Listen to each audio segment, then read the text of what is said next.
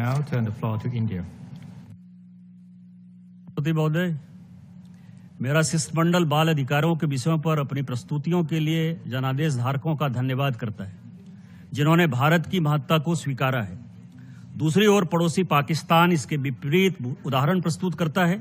यह एक ऐसा देश है जो CAC एजेंडे का सबसे गंभीर उल्लंघन करने वालों में से एक है। हम उनकी सीमाओं के भीतर बच्चों के साथ हो रहे गंभीर दुर्व्यवहारों से दुनिया का ध्यान हटाने के लिए उनके प्रयासों की कड़ी निंदा करते हैं।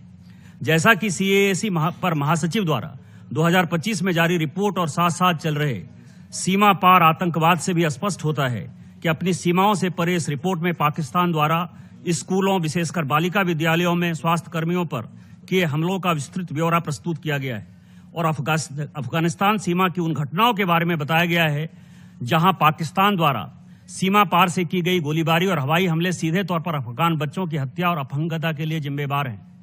यदि ऑपरेशन सिंदूर का उल्लेख किया जाए सभापति महोदय, तो अंतर्राष्ट्रीय समुदाय पाकिस्तान द्वारा प्रशिक्षित आतंकवादियों द्वारा किए गए क्रूर लक्षित हमलों को भूला नहीं है, जिसमें 22 अप्रैल 2025 को जम्मू और कश्मीर के पहलगांव में 26 निर्दोष नागरिकों की जान चली गई। एक सुविचारित और संतुलित प्रतिक्रिया में भारत ने आतंकवाद के खिलाफ अपनी रक्षा के लिए इसके अपराधियों को न्याय के कटघरे में लाने के लिए अपने वैध अधिकारों का प्रयोग किया और मई 2025 में ऑपरेशन सिंदूर के तहत 9 आतंकवादी ठिकानों पर लक्षित हमले किए। इसके विपरीत पाकिस्तान ने जानबूझकर हमारे सीमावर्ती इलाकों में बच्चों को और नागरिकों को अपना लक्ष्य बनाया। पाकिस्तान को खुद के आईने में देखना चाहिए, इस मंच पर उपदेश देना बंद करना चाहिए, अपनी सीमाओं के भीतर बच्चों के लिए कार्य करना चाहिए। We now give the floor to the distinguished delegate of India. You have the floor. Madam Chair, my delegation acknowledges the consensus resolution adopted at its 79th session to convene a preparatory committee for the United Nations Conference of Plenipotentiaries on Prevention and Punishment of Crimes Against Humanity in 2026 and 27, leading to convening of the United Nations Conference in 2028 and 29 to elaborate and conclude a legally binding instrument on prevention and punishment of crimes against humanity. We are of the view that states bear the primary responsibility and obligation to ensure justice and accountability for the most egregious violations of human rights and mass atrocities committed either in their territory or by their nationals. Any attempt to introduce legal theories or definitions drawn from other international frameworks without broad-based support will not gain universal acceptance and must be avoided. Any legally binding treaty must give due regard to the diversity of legal systems and unequivocally respect national sovereignty. Without such recognition, the legitimacy and acceptance of any such instrument will be fundamentally undermined. As the process will deliberate on the draft articles proposed by the International Law Commission on Prevention and Punishment of Crimes Against Humanity, our endeavor should be consistent with the Charter of the United Nations and the universally recognized principles of international law. Anything less would create fragmentation and conflict with existing legal norms. India has actively and constructively participated in discussions of the draft articles.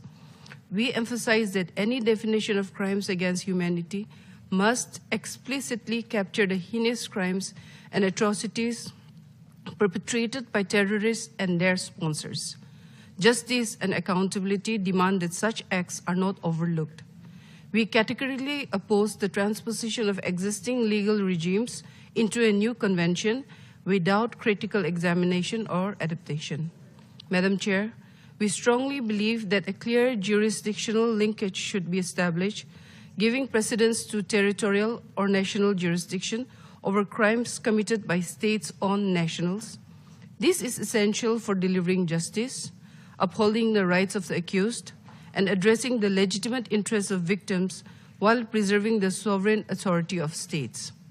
The draft articles should not, under any circumstance, override or diminish a state's sovereign right to address crimes, including crimes against humanity, through its own judicial processes and penal codes. National mechanisms must remain central. It is worth underscoring that existing international legal instruments already comprehensively addressed crimes against humanity. The draft articles are inspired by the Rome Statute of the International Criminal Court. This approach is problematic, particularly given that many states in Asia and Africa, including India, and a number of permanent members of the Security Council are not parties to the Rome Statute and have expressed long-standing reservations about its structure and functioning. Since 2005, the manner in which the referrals of situations to the International Criminal Court are made, especially the haste with which such referrals have been made, have come under criticism. The acquittals have further cast a shadow on the credibility of the ICC. These developments validate the certain serious concerns many states have expressed about the ICC's politicization.